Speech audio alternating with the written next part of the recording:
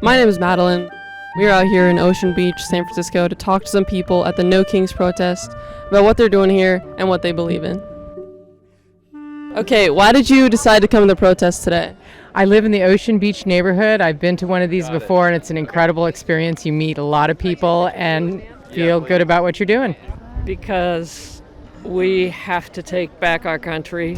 Well, I think we're at a breaking point and have been since the election over saving democracy and not letting our president disregard the Constitution and taking away our rights and basically trying to be king. Well, I see these as like arts and crafts fairs to show off signs, so. Oh, that's good. That's a good one. This is a sign I take on my bicycle. Meet Mr. Justice, Mr. Liberty, and Mr. Freedom. Hi. Why did you come to the protest today? Well, democracy is important to me, and I believe that what's happening in our government right now is atrocious. Each of us have a right to speak our minds, and each of us have a vote, and I believe we should exercise that, and it's our responsibility to speak up for what we believe in. So that's why I'm here. I feel like I need to do something, so this is my attempt to do something. I've been writing congressmen and senators, but that feels like it doesn't really make a difference. Barely gotten a response from them. Do you think protests like this are effective? Absolutely, because I think the more people see people out, the more they step out, and that's how changes like traditionally happened in the U.S. So, and especially in other countries. Things start like this, and then the ideas behind it become mainstream. It was the same way with the anti-Vietnam War, with civil rights.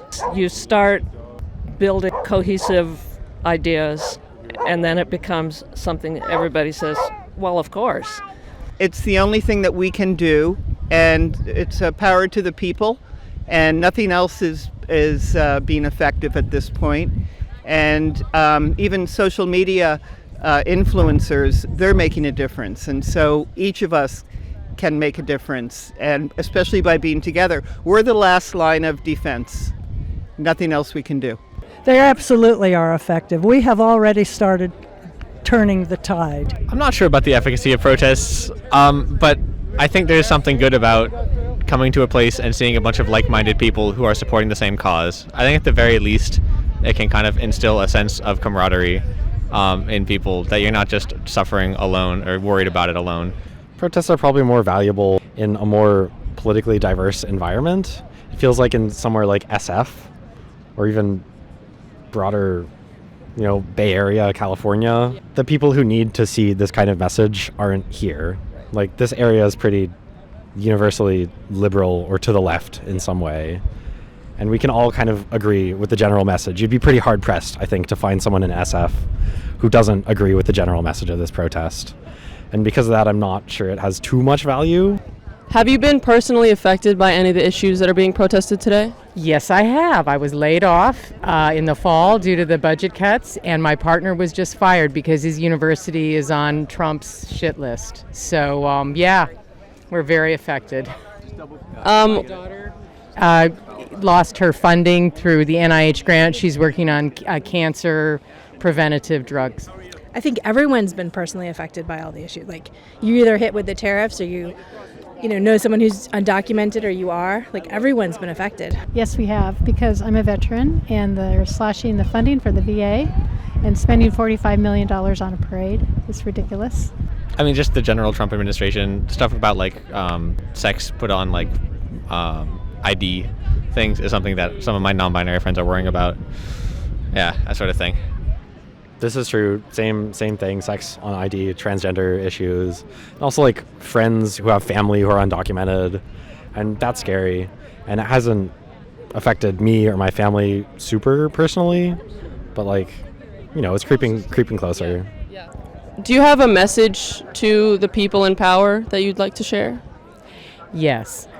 We the people does not mean anybody with money, and it's disgusting what's happened to the Constitution and our democracy with what Trump's and his billionaire pals have been doing. So I wish the Congress people would get off their asses and start working.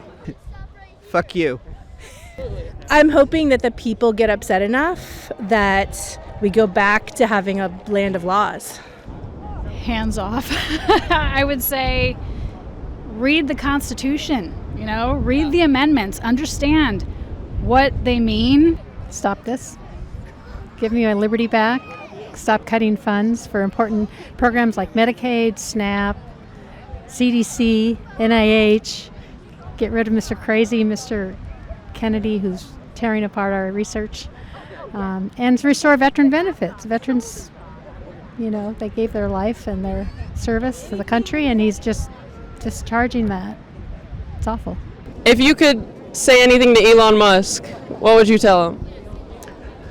Go back to South Africa. We vote for the people in power to be our voices. And when the person running the country just says whatever comes out of his mind and it doesn't make sense, doesn't do his research, doesn't know what he's talking about, says one thing and then goes back on it the next day, it's not a representation of who we are as Americans. And it's very scary that someone like that is running our country. It's terrifying, and we're getting closer and closer to civil war in our own country. We're fighting each other. It doesn't make sense. We should be unified as a country.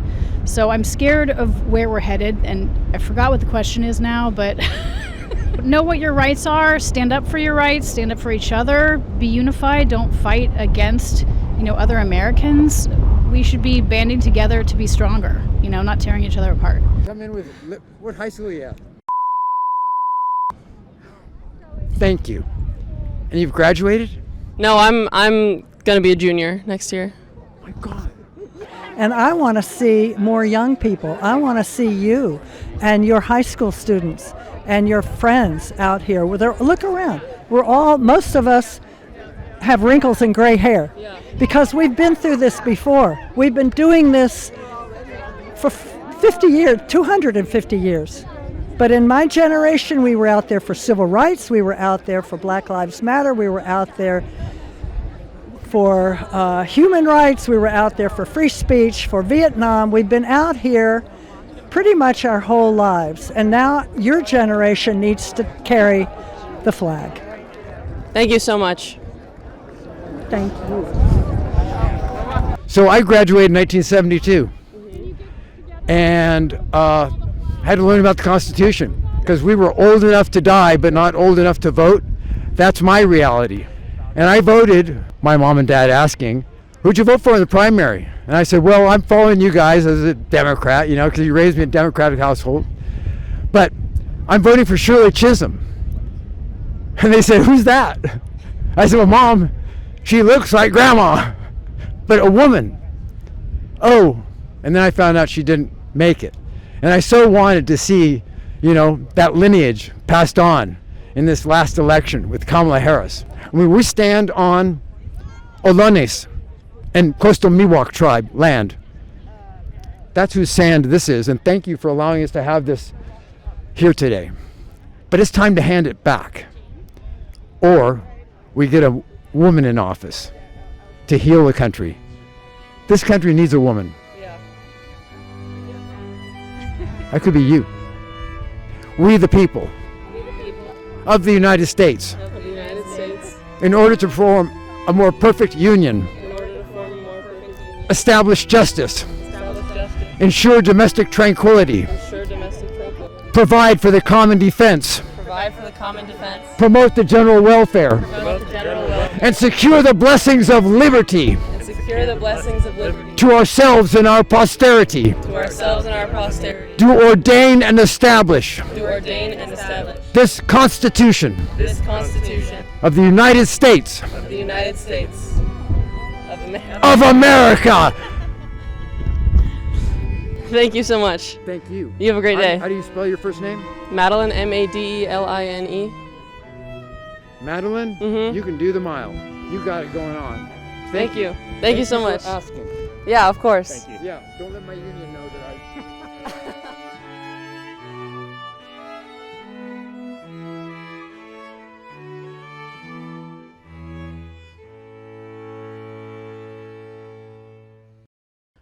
While I was editing this, I just kind of wanted to interject and say a couple of things. Like this whole thing going to the protest and interviewing people was pretty impromptu, and I think it was a really interesting experience. But for some reason, I felt like it was